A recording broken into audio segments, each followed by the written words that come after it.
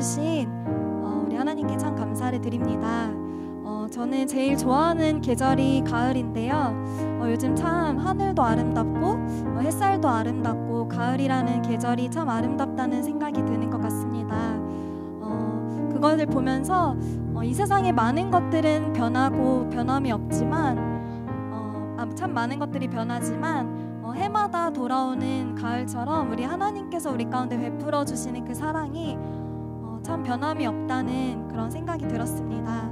우리 시간 한 가지만 예배를 놓고 기도했으면 좋겠습니다. 아버지, 늘 날마다 우리를 향해서 변함없이 베풀어 주시는 그 사랑을 기억하고 이 시간 오늘도 예배할 수 있는 그 은혜를 허락하여 주심에 감사하면서 우리 하나님께 이 한 가지로 기도하면서 나아가도록 하겠습니다. 기도하겠습니다.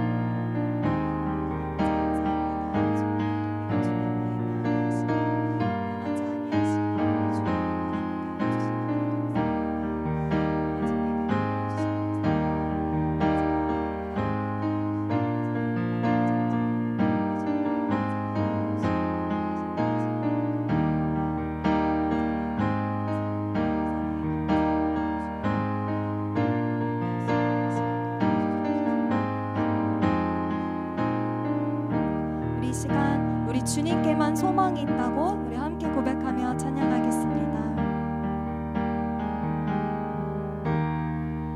예수 안에 소망이 있네.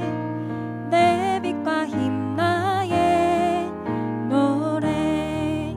환난 중에 도우시는 주 나의 견고한 크신 사랑 크신 평화 두려움에서 날 건지네. 내 위로자 내 모든 것 주 사랑 안에서 리라. 완전하신 하나님이 우리와 같이 되셨네. 주 사랑과 그 공의로 세상을 구원하셨네. 십자가에 주 달리사 그 진노를 거두셨네. 내 모든 죄 담당하신 주 내 안에 살리라. 우리 3절로 고백합시다. 죽임당한 세상의 빛 어둠 속에 누이셨네. 영광스런 그의 날에 무덤에서 부활했네. 승리하신 우리 주님 원수들을 물리쳤네. 나 주의 것 주 나의 것 주 보혈 안에 살리라. 굳건한 반석 굳건한 반석이시니 그 위에 내가 서리라. 그 위에 내가 서리라. 우리 목소리 높여서 굳건한 반석 굳건한 반석이시니 그 위에 내가 서리라. 그 위에 내가 서리라. 주 예수의 능력으로 내 속에 두려움 없네. 나의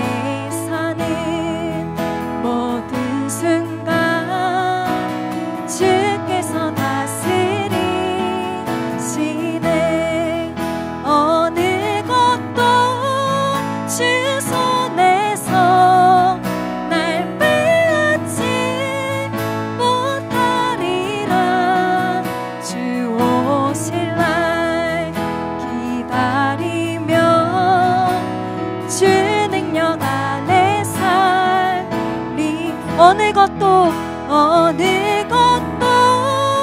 주 손에서 날 빼앗지 못하리라.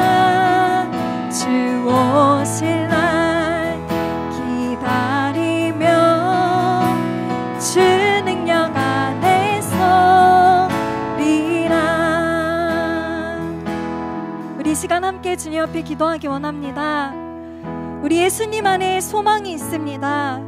다른 모든 땅은 가라앉고 무너질지라도 굳건한 반석이신 우리 주님 위에 섭시다. 우리 이 시간 주님 앞에 주님만이 나의 모든 것이 되시며 주님은 내 모든 것이 되신다고, 나의 모든 것 대신 그 주님 위에 서기를 소망한다고 우리 이 시간 주님 앞에 주여 함께 부르짖고 기도하도록 하겠습니다. 기도합시다. 주여,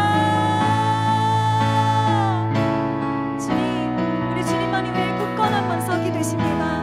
나는 주님의 것이고 주님은 나의 것이 되십니다.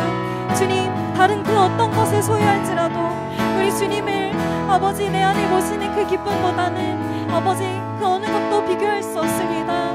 주님 내 안에 거하여 주시고 아버지 나는 주님의 모든 것이 되기를 소망합니다. 주님, 내가 주님께 나의 모든 것을 드리기를 소망합니다. 주님 앞에 우리의 삶이 부족할지라도 주님만이 우리의 모든 것 되어주시며 주님만이 우리의 한 가지 소망이 되어주시옵소서.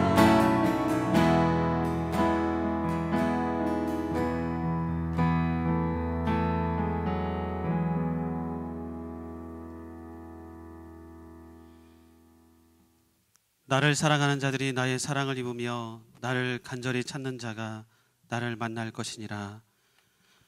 우리가 이와 같은 마음으로 하나님을 찾으러 나왔습니다. 하나님, 이 시간 우리와 함께 예배하는 이 시간을 우리에게 허락하신 그 하나님의 은혜에 감사를 드립니다. 우리가 더욱더 하나님을 사랑하며 더욱더 하나님의 은혜를 찾으며 더욱더 하나님을 만날 것임을 늘 기대하며 살아가고 있는 우리에게 더할 나위 없는 은혜를 허락하여 주시고 이 시간을 통하여서 하나님 말씀을 듣게 하시고 또 하나님을 찬양하며 하나님께 기도하는 그런 은혜의 시간 될 수 있도록 도와주옵소서. 우리의 마음을 하나님께 드립니다. 가장 소중한 마음을 하나님께 드립니다. 우리에게 역사하여 주시고 이 시간 우리가 내려놓지 못한 것들이 있다면 내려놓고 하나님만 바라보게 하여 주시고 우리가 생각하고 있는 것들이 있다면 그 모든 것을 다 내려놓고 오로지 하나님만 생각하며 나아가는 그런 귀한 시간 될 수 있도록 도와주옵소서. 감사를 드리며 예수님의 이름으로 기도합니다. 아멘. 오늘 함께 나누실 말씀은 요한복음 6장 66절에서 70절까지 말씀입니다. 66절에서 69절까지 말씀입니다. 요한복음 6장 66절에서 69절까지 말씀입니다. 신약성경 155면에 있습니다. 우리 한 절씩 교독하시겠습니다. 66절입니다. 그때부터 그의 제자 중에서 많은 사람이 떠나가고 다시 그와 함께 다니지 아니하더라. 예수께서 12 제자에게 이르시되 너희도 가려느냐? 시몬 베드로가 대답하되 주여 영생의 말씀이 주께 있사오니 우리가 누구에게로 가오리이까? 우리가 주는 하나님의 거룩하신 자이신 줄 믿고 알았사옵나이다. 아멘. 네, 오늘도 함께 예배드리는 우리 에셀 청년부 한 명 한 명을 축복합니다. 이 시간에 당신은 하나님의 언약 안에 있는 축복의 통로 이렇게 찬양하시면서 하나님을 믿는 또한 평안교회 에셀 공동체에 속한 여러분들 한 명 한 명을 축복하고 그것이 단순히 우연한 만남이 아니라 하나님의 뜻하신 계획이자 섭리라는 것을 기억하는 그런 시간이 되기를 원합니다. 우리 에셀 청년부 한 명 한 명을 생각하시면서 우리 서로 축복하겠습니다. 당신은 하나님의 언약 안에 있는 당신은 하나님의 언약 안에 있는 축복의 통로 당신을 통하여서 당신을 통하여서 열방이 주께 돌아오게 되리. 다시 한번 찬양합니다. 당신은 하나님의 언약 안에 있는 축복의 통로. 당신을 통하여서 열방이 주께 돌아오게 되리. 이 시간 여러분 자신을 축복하며 찬양합니다. 영광은 하나님의 언약 안에 있는 축복의 통로. 여러분들을 통하여서 영광을 통하여서 열방이 주께 돌아오게 되리. 우리 마지막으로 축복할 텐데요, 우리 SL 청년부 공동체를 축복하는 마음으로 축복했으면 좋겠습니다. 비록 지금은 같은 시간이지만 따로 떨어져서 예배를 드리고 있습니다. 그럼에도 불구하고 우리는 한 공동체, 한 부르심 앞에 모여있는 공동체니 이 시간에 같이 함께 SL 청년부 우리 공동체를 향하여서 축복하며 찬양하겠습니다.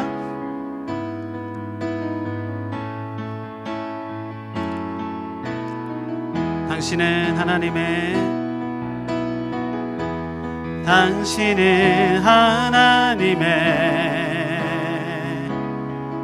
언약 안에 있는 축복의 통로. 우리 공동체를 통하여서 당신을 통하여서 열방이 주께 돌아오게 되리.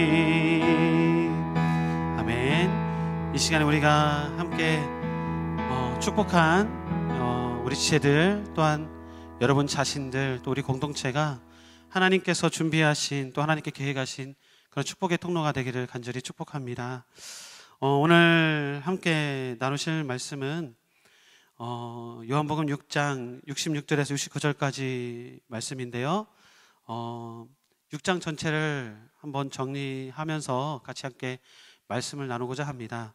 오늘 여러분들이 보시겠지만 요한복음 6장에 있는 내용이 하나가 있는데 바로 오병이어 기적의 사건이 있죠. 이 오병이어 기적에 관한 내용은 사복음서 마태, 마가, 누가, 요한의 네 사계복음서에 모두 다 공통적으로 들어있는 사건입니다. 그런데 마태, 마가, 누가복음과 요한복음의 차이가 있다면 뭐냐면 마태, 마가, 누가복음에서는 그냥 오병이어가 그냥 실제적인 그냥 딱 간략하게만 기록이 되어 있어요. 근데 요한복음은 그 사실을 포함해서 그 뒤에 일어난 일들에 대해서 자세하게 기록하고 있습니다. 오늘 우리가 함께 볼 내용은 그 뒷부분에 대해서 함께 나누고자 할 텐데요. 오병이어 사건에 거기에 초점을 맞춘 것이 아니라 오병이어 사건을 경험하고 목격하고 들었던 사람들이 그 다음 어떻게 했느냐에 대해서 함께 나누고자 합니다. 그래서 오늘 제목이 예수를 떠나는 사람들, 예수를 따르는 사람들의 제목으로 함께 말씀을 나누고자 합니다. 여러분들은 기적을 본 적이 있으십니까? 아니면 혹시 들어본 적은 있으신가요? 이런 기적이 일어났다. 예를 들면 이런 것일 수 있겠죠? 죽은 사람이 살아난다든지, 아니면 귀신 들린 사람에게서 귀신이 쫓아난다든지, 아니면 도저히 치료할 수 없는 그 불치병이 치료가 된다든지, 이외에 모든 여러 가지 기적들과 같은 상황들이 있겠죠. 정말 사고 현장에서 죽을 수밖에 없는 사람이 며칠 만에 막 살아난다든지, 그런 일들도 아마 기적의 사건이라고 볼 수 있겠죠. 만약에 여러분들이 그런 기적을 직접 보거나 듣게 되면 무엇에 대해서 관심을 가지게 될까요? 아마 1차적으로는 그 일이 사실인지 아닌지 검색을 해볼 거예요. 인터넷 검색 찬스를 쓰겠죠. 그렇죠? 그 다음에 그런 사람이 누구인지 굉장히 궁금해할 겁니다. 저 어렸을 때는 부흥회를 다니면 부흥 강사 그 목사님들이 막 사람들 앞에다 놓고 막 아픈 사람 나오십시오, 뭐 다리에 쩔뚝쩔뚝거리는 사람 나오십시오, 뭐 암 있는 환자들 나오십시오 막 해놓고 막 기도하고 막 그런 경험들이 있었거든요. 본 적은 있었거든요. 근데 그때는 이 목사님이 기도하니까 그 병이 나았다고 칩시다. 그럼 이 목사님에 대해서 관심이 집중되겠죠. 근데 아마도 우리가 기사로만 보고 들으면 그 사람이 진짜 있는지 없는지, 그 사람이 정말 그런 능력이 있는지 없는지 궁금해할 거라는 거죠. 그 다음에 어떻게 해요? 그 사람이 어디에 있든지 어떻게든 찾아갈 것 같아요. 왜? 한 번이라도 더 만나기 위해서. 내가 만약에 아픈 사람이라면 더 찾아가겠죠. 그렇죠? 예를 들어서 이렇게 생각해 봅시다. 내가 사랑하는 가족 중 한 사람이 정말 나을 수 없는 불치병을 앓고 있다고 한다면 효과가 있다고 하는 약을 사러 구하러 이곳저곳을 돌아다니지 않겠습니까? 아마 억만금을 주고 나서라도 그 약을 사오겠죠. 내가 사랑하는 가족이니까. 또 그 병을 낫게 하는 음식이 있다면 지금 당장이라도 어마어마한 돈을 들여서라도 어느 곳에 있든지 내가 가리지 않고 비행기를 타고 가든지 배를 타고 가든지 산을 기어서 올라가든지 어디 있든지 그것을 가지고 올 거란 말이죠. 그런데 만약 병을 낫게 하는 사람이 있다고 한다면 당연히 찾아가 보지 않겠습니까? 그 사람을 우리 집에 데려와서 기도 좀 해주십시오, 치료 좀 해주십시오, 낫게 좀 해달라고 간절하게 빌고 그렇게 하지 않을까요?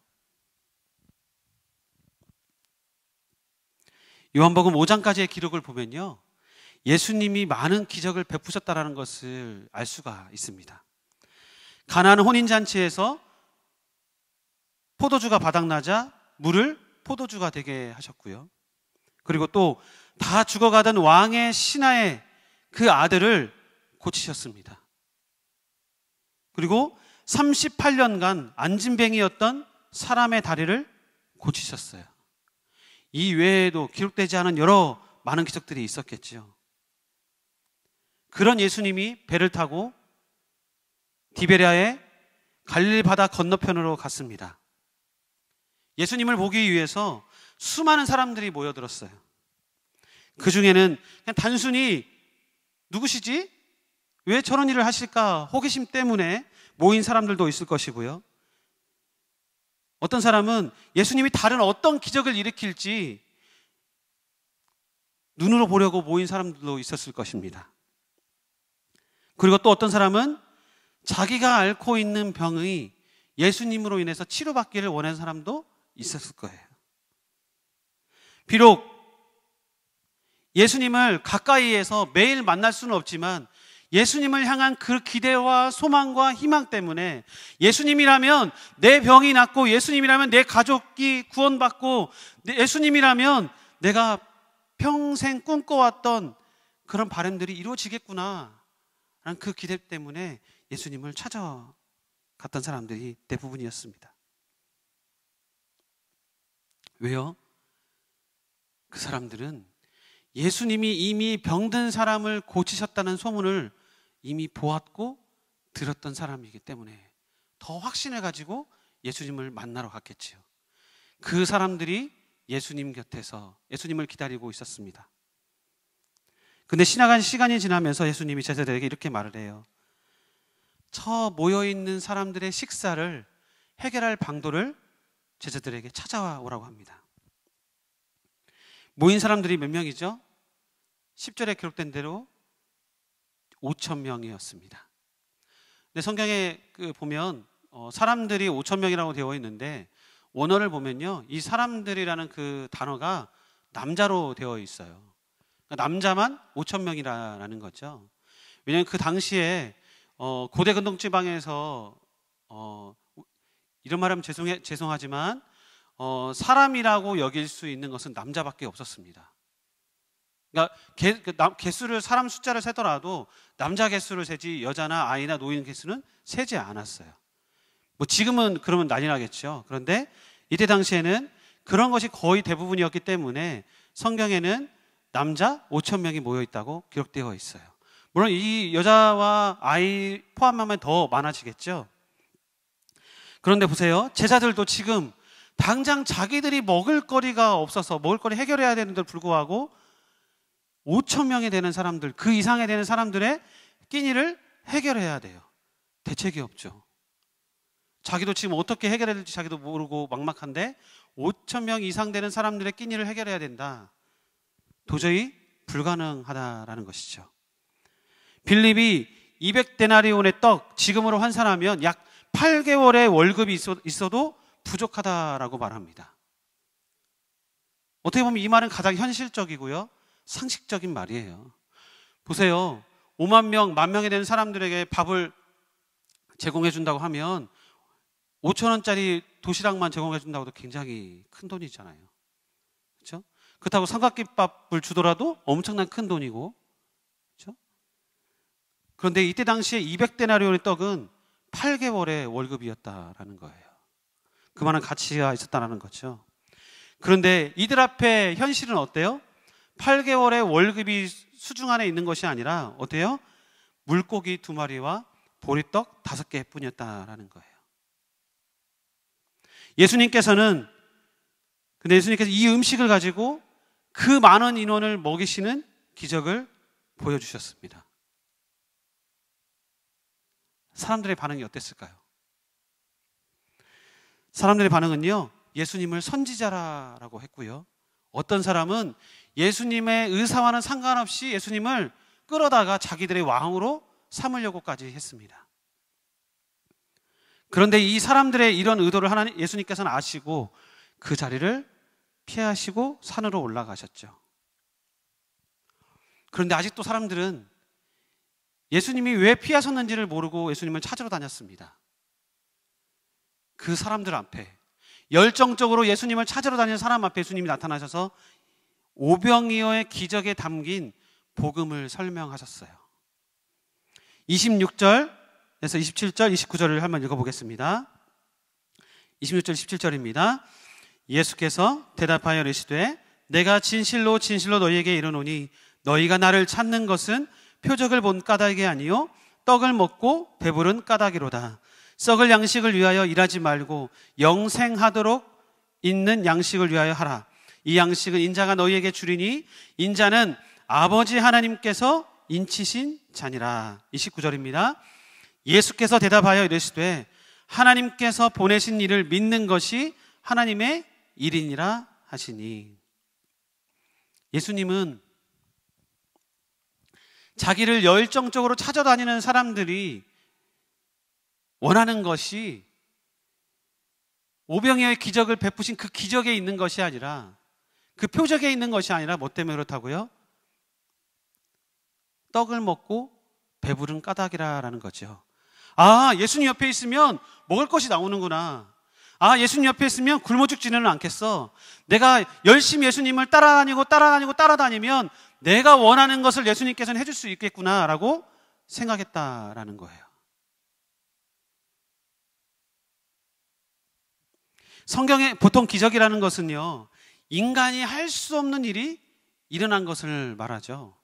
그런데 성경에서의 기적은, 기적이 일어날 때 목적이 있어요. 뭐냐면 하나님 자신이 살아계시다는 것을 증명할 때 기적이 일어나고요, 또 하나님을 섬기는 사람들의 믿음이 부족할 때 기적이 일어납니다. 또 한 가지는 예수님이 자신이 메시아라는 것을 증명하실 때 기적을 일으키셨어요. 오늘 본문에서 나타난 오병이어의 기적은 뭘까요? 예수님이 자기가 하나님의 아들이고 자기가 생명의 떡이고 자기만 있으면 영원히 배고프지 않을 거고 영원히 만족할 거라는 거죠. 딱히 음식을 먹지 않아도 예수님 때문에 만족할 거고, 딱히 내가 뭔가를 하려고 애쓰거나 그러지 않아도 예수님 때문에 평안을 누릴 수 있을 거라는 그런 복이 있다라는 것을 예수님이 말씀해 주시고 있다라는 거예요. 여러분, 이 말씀이요 58절까지 계속 이어집니다. 26절, 27절부터 58절까지 계속 예수님이 자기가 생명의 떡이다, 나만 믿으면 너희는 구원받는다, 내가 하나님의 아들이라는 것을 계속 반복적으로 설명하고 있습니다. 이 말씀을 들은 사람들의 반응이 나타나기 시작했어요. 60절에 보니까 제자 중 여럿이 듣고 말하되 이 말씀은 어렵도다, 누가 들을 수 있느냐 한데 라고 기록되어 있네요. 예수님이 자기가 하나님의 아들이고 자기가 생명의 떡이고 자기를 믿으면 구원받는다는 것을 얘기했는데 사람들은 어때요? 이 말씀이 어렵다라고 말하고 있는 거죠. 여러분, 복음서를 보면요, 사복음서를 보면 예수님이 다른 많은 사람들에게 설교하실 때 알기 쉬운 비유를 사용해서 이해하기 쉽게 설교를 하셨습니다. 6장에서 예수님은 오병이어 기적을 보이시고 난 다음에 떡이라는 단어로 복음을 설명하셨어요.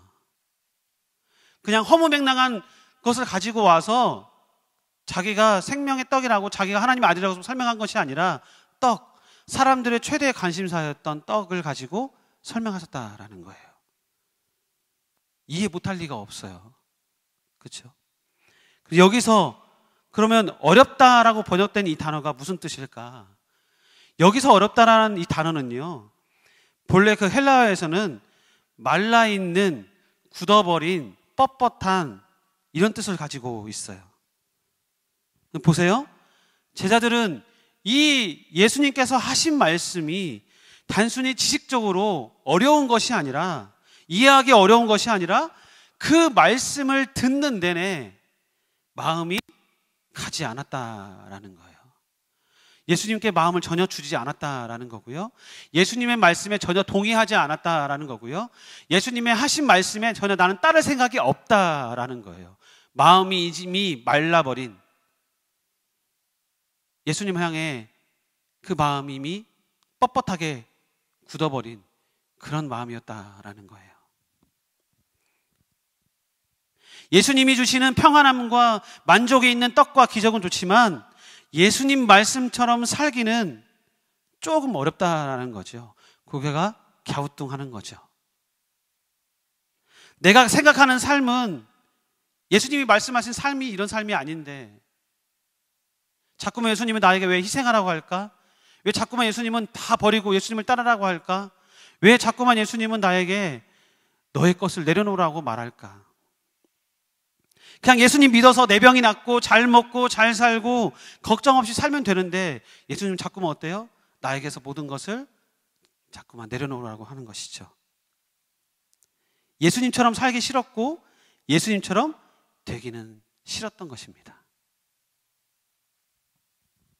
결국에 예수님을 따랐던 많은 수의 제자들이 예수님 곁을 떠났습니다.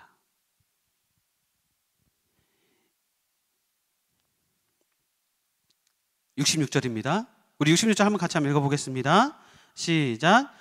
그때부터 그의 제자 중에서 많은 사람이 떠나가고 다시 그와 함께 다니지 아니하더라.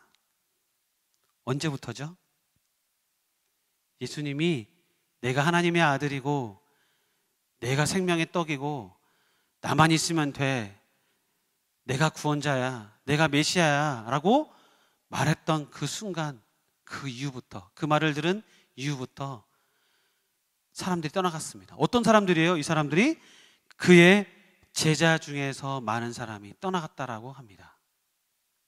제가 헬라어를 찾아보니까요, 원문을 찾아보니까 이 제자가 12제자들에게 쓰였던 그 제자더라고요. 그러니까 예수님에게 예수님을 따랐던, 예수님을 믿었던 많은 제자들이 있었는데 예수님의 이 말 이후로부터 그 중에 많은 제자들이 떠나갔다라는 거예요.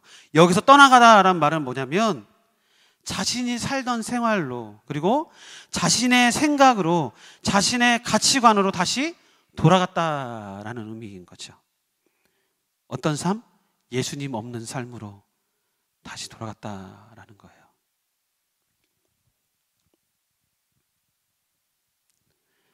이렇게 예수님 없는 삶을 사는 사람이 예수님을 떠나게 되는 거예요. 사람의 말 한마디 때문에 예수님을 떠나는 것이 아니에요. 싸워서 예수님을 떠나는 것이 아니라 그 사람 안에 예수님이 없었기 때문에 떠나게 되는 것이죠. 내가 누구 때문에 떠났다, 이것은요, 그냥 분명히 자기 탓인데도 불구하고 남에게 탓을 돌리려고 하는 사람의 욕심인 거죠. 시기, 질투, 미움인 거죠. 하지만 예수님 없는 삶을 사는 사람이 예수님을 떠나게 되는 것입니다. 예수님이 남은 제자들에게 물어보십니다. 67절이죠. 예수께서 12 제자들에게 이렇게 이르시되 너희도 가려느냐라고 물어보셨습니다. 너희도 다른 사람들처럼 내가 한 말을 믿지 않고 나처럼 살지 않고 너희 원래의 삶으로 돌아갈래? 라고 물어보는 것이지요. 이 12명의 제자들은 다른 제자들과 똑같이 예수님이 행하신 기적들을 많이 보았습니다. 그리고 오병이어로 5,000명이 넘는 사람들을 먹게 하신 그 기적도 또한 보았습니다. 그런데 이들의 반응은 달랐어요. 완전히 달랐어요. 먹을 것에만 집중했던 그 많은 사람들과는 달리 이 사람들은 어떤 거에 관심이 있었어요? 68절과 69절입니다. 시몬 베드로가 대답하되 주여 영생의 말씀이 주께 있사오니 우리가 누구에게로 가오리이까? 우리가 주는 하나님의 거룩하신 자이신 줄 믿고 알았사옵나이다. 아멘. 다른 사람들은 예수님이 주신 그 먹을 거에 관심이 있었는데 시몬 베드로뿐만 아니라 이 나머지 제자들에게 관심이 어디 있어요? 예수님에게서 영생의 말씀, 생명의 말씀, 구원의 말씀, 하나님 나라에 갈 수 있는 그 말씀이 예수님에게 있다라는 것을 믿고 알았다라는 거예요. 그 믿음 때문에 이들은 다른 사람들처럼 예수님 곁을 떠나지 않고 남았던 거예요. 군중심리에 전혀 흔들리지 않았다라는 거죠. 예수님을 떠나는 사람과 예수님을 따르는 사람의 차이가 뭘까요? 바로 믿음의 차이예요. 같은 것을 봤어요. 같은 것을 들었어요. 같은 것을 경험했어요. 그런데 그에 따른 행동은 완전히 달라요. 어떤 사람은 예수님이 있는 삶으로 살지만 어떤 사람은 예수님 없는 삶을 살아요. 무엇의 차이일까요? 바로 믿음의 차이라는 거예요. 예수님이 이 땅에 오신 것은 역사적 사실이죠. 부인할 수가 없습니다. 예수님이 십자가에 죽으신 것 또한 역사적 사실입니다. 그런데 이 사실이 예수님이 이 땅에 오신 것은 나를 위한 것이고 예수님이 십자가에 죽으신 것은 바로 나의 죄 때문에 죽었다는 그것이 내 입술에서 고백되는 순간 역사적 사실이 아니라 그것은 바로 믿음이라는 거예요. 내 신앙이라는 것이죠.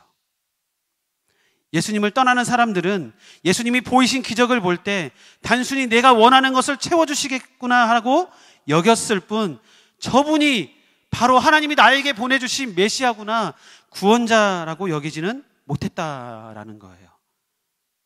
왜요?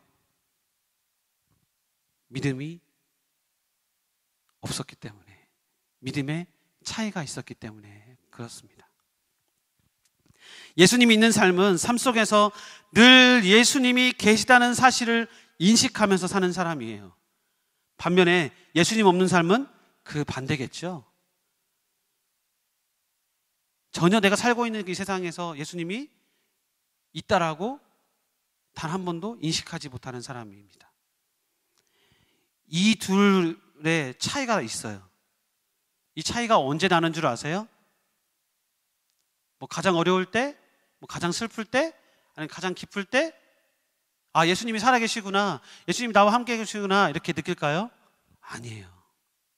언제 이 두 삶의 차이가 있냐면 바로 매 순간입니다. 매 순간이에요.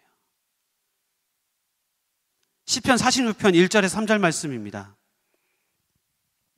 하나님은 우리의 피난처시요 힘이시니 환난 중에 만날 큰 도움이시라.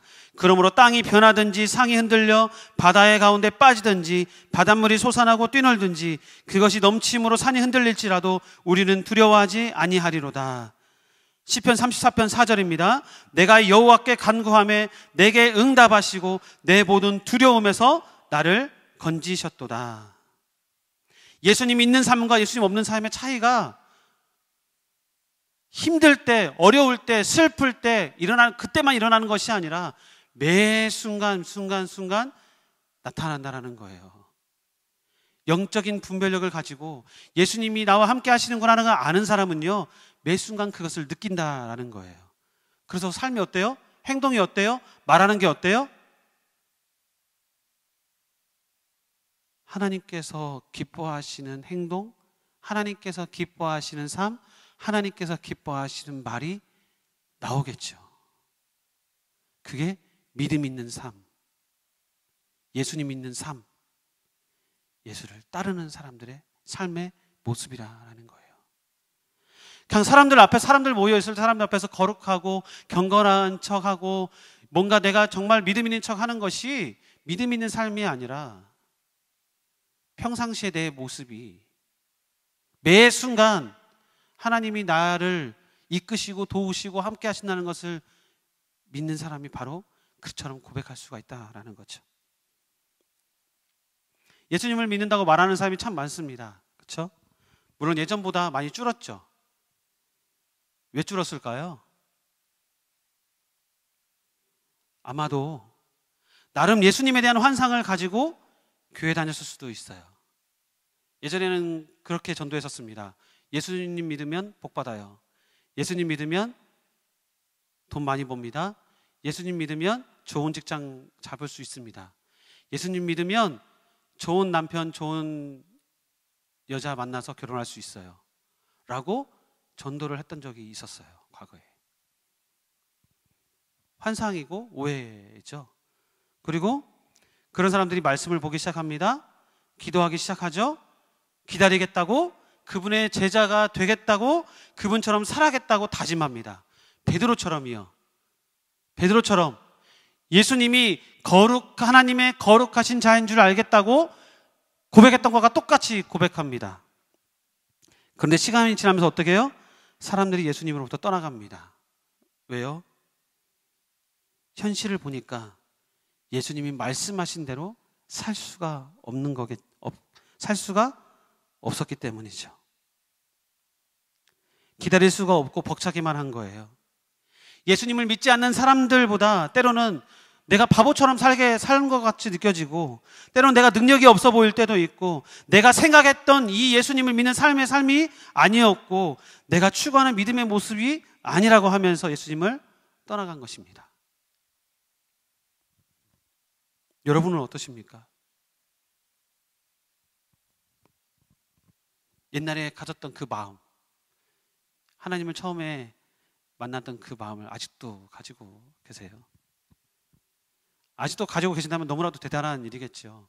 저도 늘 마음이 조금씩 사라질 때마다 다시 기도하고, 다시 찬양을 통해서, 다시 말씀을 통해서 다시 잡고, 또 조금씩 없어질 때마다 또 다시 잡고, 이렇게 반복하고 있는데, 예전에 받았던 그 사랑을 다시금 아직도 가지고 있다라면 엄청난 믿음이겠죠.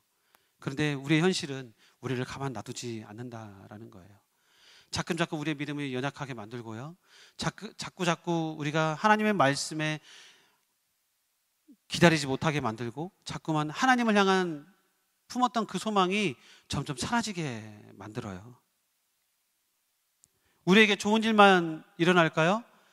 좋은 일만 일어나면 좋죠. 예수님 믿어서 좋은 일만 일어나면 내가 누구한테 가서라도 나 예수님 믿었기 때문에 이렇게 좋은 일이 생겨 라고 자신 있게 말할 수 있을 텐데, 이상하게 좋은 일도 생기지만 좋지 않은 일도 나에게 생겨요. 그런데 좋은 일이 생겨도, 어려운 일이 생겨도, 내 몸이 아파도, 사기를 당해도 예수님 있는 삶을 사는 사람은요, 절대 예수님을 향한 믿음만큼은 흔들리지 않습니다. 예수님을 향한 그 믿음의 그 자리를 놓지 않는 거예요. 어떻게 놓지 않을까요? 늘 예수님이 함께 계신다는 사실을 인식하고 늘 예수님을 예배하는 그 자리, 예수님을 찬양하는 그 자리, 예수님께 기도하는 자리에 가는 거죠. 예수님이 나와 함께 하신다는 그 사실, 예수님 나를 지켜주실 거라는 그 사실에 대한 믿음만큼은 결코 흔들리지 않기 때문에 그렇게 자기의 믿음을 지킬 수가 있다라는 거예요. 예수님을 떠났던 무수한 제자들은 이러한 하나님의 은혜를 기다리지 못했기 때문에 예수님 곁을 떠나서 자기의 원래 삶으로 돌아가게 된 것이죠. 물론 그 사람들은 자기의 원래 삶이 더 익숙했을 수도 있습니다. 어쩌면 이제 예수님을 믿지 않기 때문에 이제 주일날 교회 안 가기 때문에 주일날 이제 온라인으로만 예배 드리기 때문에 얼마나 편한지, 우리가 항상 정해진 시간에 예배를 드렸었는데 이 시간에 그렇지 않아도 그냥 내 스케줄에 맞춰서 시간을 조정하면 되고 예배를 드리면 돼. 1시에 항상 예배 드렸었는데 그 시간에 항상 예매했었는데 이제 사람들하고 약속하고 밥 먹고 커피 마시고 놀러 가도 되겠지라고 우리는 착각할 수가 있다라는 거죠. 지난번에도 말씀드렸지만 믿음은요, 하나님의 때를 기다리는 것입니다. 믿음은 하나님의 말씀을 기다리는 것이에요. 믿음은요, 하나님의 일하심을 기다리는 것입니다. 여러분, 그 기다림이 정말 쉽지 않습니다. 그 쉽지 않기 때문에 예수님이 또 다른 보혜사 성령님을 우리에게 보내주신 거예요. 우리가 힘들어할까 봐, 우리가 예수님 이제 없으시니까 우리가 깨닫지 못할까 봐 우리에게 또 다른 보혜사 성령님을 보내주셨다는 거죠. 예수님을 따랐던 제자들, 그리고 예수님을 떠났던 그 제자들의 삶의 모습은 기다리지 못했다는 것, 기다렸다는 것의 차이에 있습니다.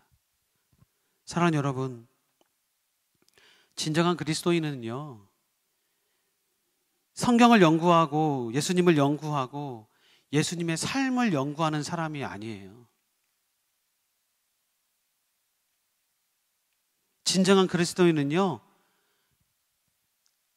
하나님의 말씀인 성경을 믿는 사람이고요, 예수 그리스도가 하나님의 아들이시고 그분이 나를 위해서 십자가에 죽으시고 나의 구원자라는 사실을 믿는 사람이에요. 그리고 하나님의 말씀에 늘 순종하는 사람입니다. 지난번에 제가 말씀드렸죠. 아는 것이 믿는 것이 아니에요. 많이 안다고 해서 내가 많이 믿음이 좋다? 우리는 이렇게 말하지 않는다라는 거예요. 그렇죠? 여러분, 오병이어 기적을 통해서 단순히 그냥 예수님 때문에 먹고 사는 것을 체험받은 그 정도의 은혜만 누리는 사람이 진정한 그리스도인이 아니라, 예수를 따르는 사람이 아니라 그 은혜를 믿음으로 승화시키는 신앙을 가진 사람들이 바로 예수를 따르는 사람이었고 진정한 그리스도인이라는 거예요. 여러분들이 그런 그리스도인이 되었으면 좋겠습니다. 여러분들이 그런 믿음을 가지고 그런 신앙을 가지고 살아가길 간절히 축복합니다. 여러분, 다른 게 없어요. 오늘 말씀에서 제가 굳이 오병이어의 기적의 그 사건에 집중하지 않고 그 뒤에 사람들의 반응에 대해서 집중한 이유는 우리의 모습과 어떻게 보면 똑같기 때문에 그래요. 우리는 예수님을 믿는다 하고 열심히 교회를 다니고 찬양을 하고 예배를 드리고 말씀을 묵상하고 말씀을 읽고 듣습니다. 근데 거기에만 딱 국한되어 있는 것이 아니라 우리의 삶이 어떻게 해요? 그 은혜를 가지고, 그 시간을 통해 주신 은혜를 가지고 우리의 삶 속에서 살아갈 때 우리가 예수님을 따르는 사람들이 될 수 있는 축복의 그 자리가 된다라는 거예요. 여러분 어떻게 사시겠습니까? 그냥 다른 사람들과 똑같이, 옛날에 이런 말이 있었어요. 썬데이 크리스찬. 그냥 주일에만 크리스찬처럼 사는 사람들처럼 살고 싶습니까? 아니면 일주일 내내 1년 365일 평생 동안 정말 크리스찬의 모습으로 살고 싶습니까?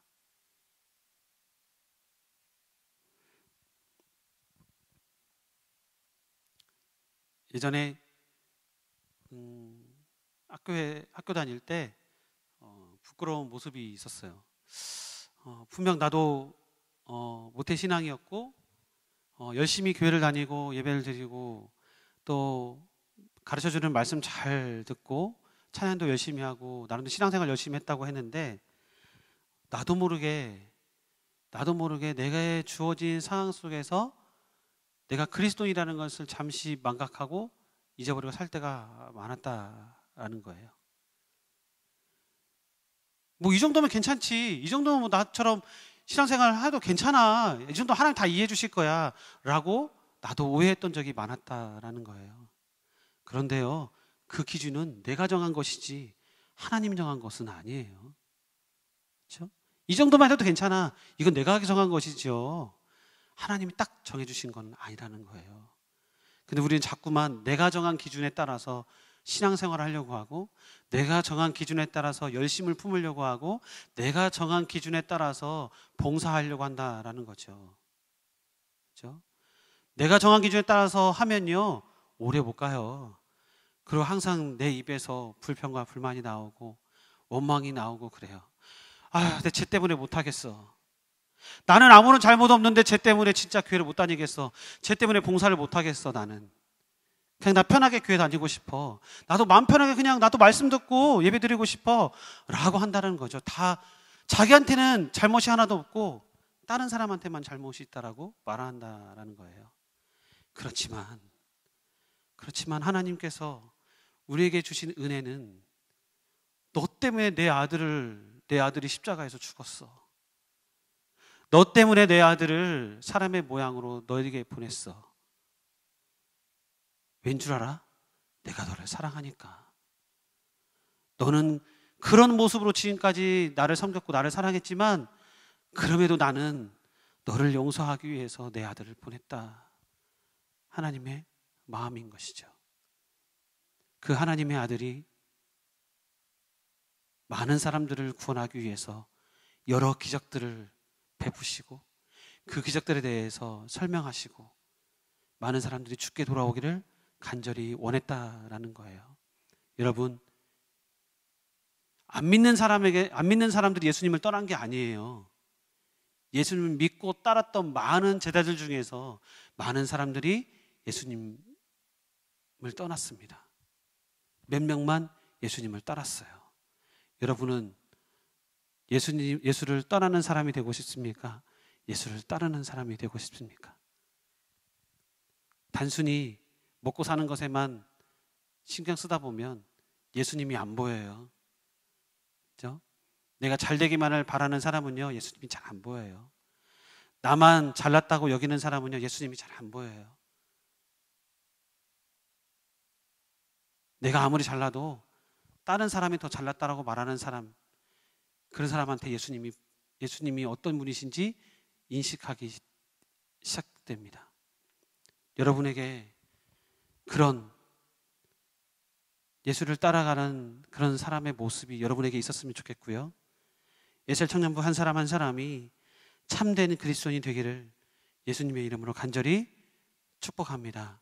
그래서 여러분이 여기에 머무르는 것이 아니라 늘 매 순간순간마다 하나님 때문에 힘을 얻고 또 예수 그리스도 때문에 다시 한번 용기를 얻고 주는 나의 피난처시요 주는 나의 힘이다 라고 자신 있게 고백하는 우리 청년들 한 분 한 분이 되기를 예수님의 이름으로 간절히 축복합니다.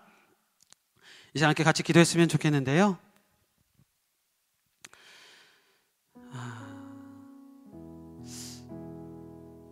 오병이어 기적을 통해서 하나님께서 우리에게 말씀하시고자 하는 바,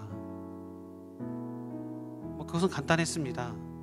예수님이 나의 아들이다 라는 거.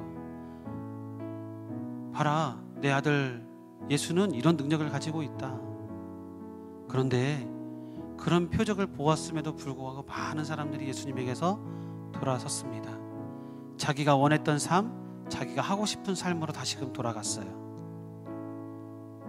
사랑하는 여러분, 여러분은 어떤 삶을 살고 싶습니까? 예수를 떠나고 싶습니까? 아니면 예수님을 따라가고 싶습니까? 예수님을 떠나면요, 어떻게 보면 편히 살 수 있겠죠. 예배 안 드려도 되고, 그냥 말씀 안 읽어도 되고, 자기한테 주어진 그 상황대로 살면 돼요. 하지만 예수님을 따라가는 삶은 어떻게 보면 힘들 수도 있겠죠.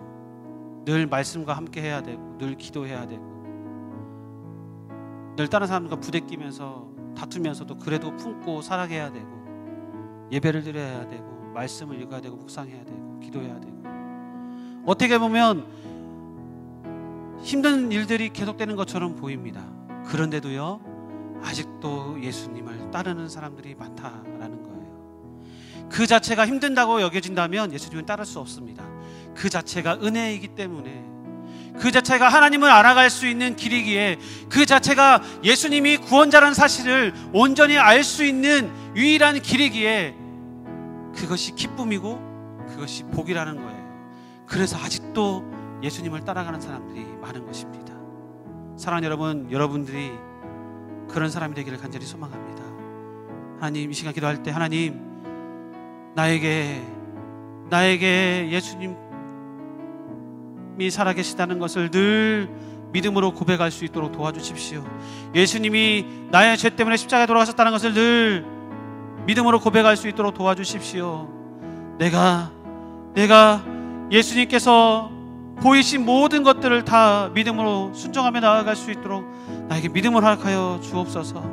내가 다른 사람들처럼 자기의 삶으로 다시 돌아가는 것이 아니라, 예수님이 주신 그 눈에 보이는 그런 먹고 마시고 하는 것들에 내 눈에 현혹되는 것이 아니라, 그 뒤에 감춰져 있는 예수 그리스도만이 오로지 구원자 메시아라는 것을 기억하며 살아갈 수 있는 믿음 허락하여 달라고 이 시간에 여러분의 믿음으로 같이 한번 기도하며 나아가겠습니다. 기도합니다. 주님, 아버지 하나님 감사합니다. 주여, 오늘 아버지 하나님 요한복음 6장 말씀을 통해서 아버지 하나님 오병이어의 기적을 보고 나서 아버지 하나님 그 많은 사람들이 어떻게 반응을 보이는지에 대해서 함께 말씀을 나눴습니다. 주여, 우리는 늘상 눈에 보이는 것에 현혹되기가 쉽습니다. 넘어지기가 쉽습니다. 주여, 그럼에도 불구하고 다시 한번 이 말씀을 통하여서 우리에게 아버지 믿음을 다시 한번 강조하신 하나님의 은혜에 감사를 드립니다.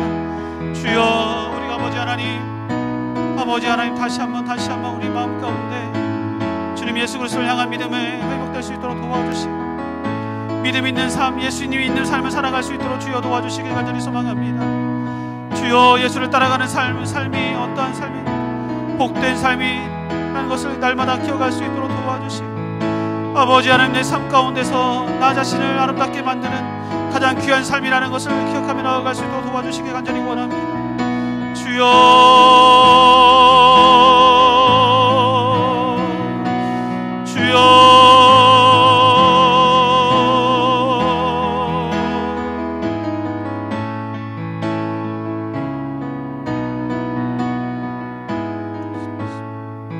한 가지만 더 기도하겠습니다. 우리가 예배를 드리고 있습니다. 그런데 이 예배로만 만족하는 것이 아니라 내가 살아가고 있는 각 처소에서 드려지는 그 예배, 그 삶이 하나님께서 기쁘신 삶이어야 되겠습니다.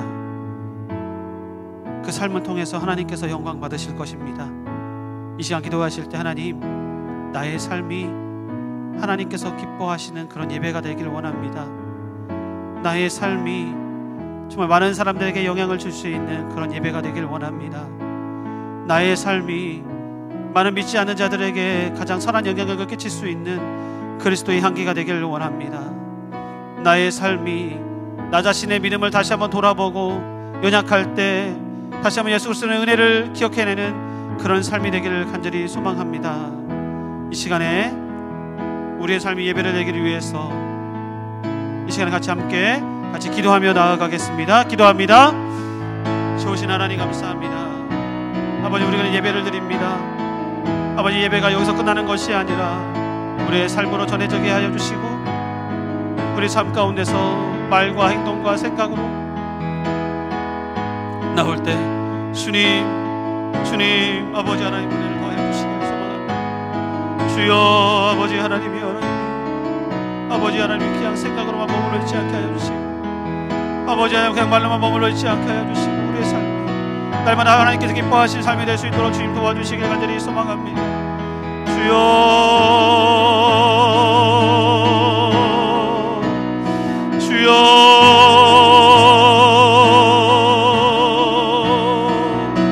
하나님이여 도와주시옵소서. 아버지 넘어지지 않게 해주시길 원합니다. 주님 약해지지 않기를 소망합니다. 주님 늘 주를 향한 마음이 또 아버지 하나님이 더욱더 강한 마음이 될 수 있도록 도와주시고 믿음의 마음이 될 수 있도록 도와주시고 주여 아버지 순종의 마음이 되길 간절히 소망합니다. 도와주시옵소서. 주님 아버지 붙잡아주시고 도와주시옵소서.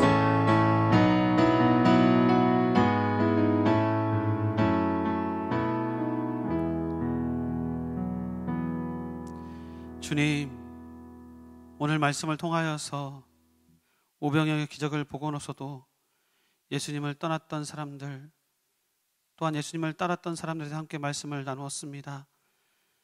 하나님, 예수님이 말씀하셨습니다. 예수님을 떠났던 사람들은 표적을 본 것이 아니라 먹고 사는 것을 예수님으로 인해서 먹고 사는 것 때문에 떠났다고. 주님, 우리가 1차적인 요소 때문에 예수님을 떠나지 않고 늘 그 뒤에 숨겨져서 역사하시는 그 하나님의 섭리 가운데 그것을 늘 품으며 가슴에 담고 살아가도록 주님께서 도와주시기를 간절히 소망합니다.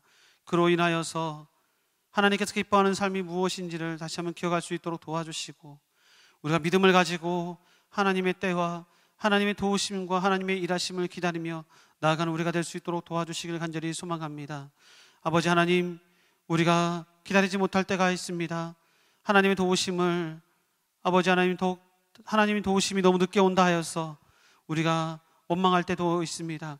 그렇지만 다시 한번 우리에게 힘을 주시고 능력 주셔서 잘 감당할 수 있는 믿음이 허락하여 주시고 그 고백이 될 수 있도록 주님 도와주시기를 간절히 소망합니다. 하나님, 우리가 살면서 많은 일들이 있겠지만 그 모든 일들 가운데서도 하나님께서 함께 하실 걸 믿고 나아가는 우리가 될 수 있도록 도와주옵소서. 또한 하나님께 감사하는 마음으로 하나님께 예물을 드립니다. 예물 드린 손길 가운데 하나님께 축복하여 주시고 그 예물을 통하여서 더욱더 그들의 마음이 하나님께 전해지게 하여 주시고 가장 소중한 마음을 담아 하나님께 드리는 곳이 오니 그 예물이 쓰이는 곳곳마다 하나님께서 가장 아름다운 모습으로 가장 아름다운 곳에 쓰여질 수 있도록 주님 도와주옵소서. 드려진 자에게 30배, 60배, 100배 열매로 채워주시고 날마다 감사함과 기쁨으로 드려지는 아름다운 은혜가 있기를 간절히 소망합니다. 모든 것이 다 주 안에 있음을 고백하며 감사를 드리며 예수님의 이름으로 기도드립니다. 아멘. 주기도문 하심으로 예배를 마치겠습니다. 하늘에 계신 우리 아버지여, 이름이 거룩히 여김을 받으시오며 나라의 임하옵시며 뜻이 하늘에서 이룬 것 같이 땅에서도 이루어지리라. 오늘날 우리에게 일용할 양식을 주옵시고 우리가 우리에게 죄진 자를 사하여 준 것 같이 우리 죄를 사하여 주옵시고 우리를 시험에 들게 하지 마옵시고 다만 악에서 구하옵소서. 대개 나라와 권세와 영광이 아버지께 영원히 있사옵나이다. 아멘.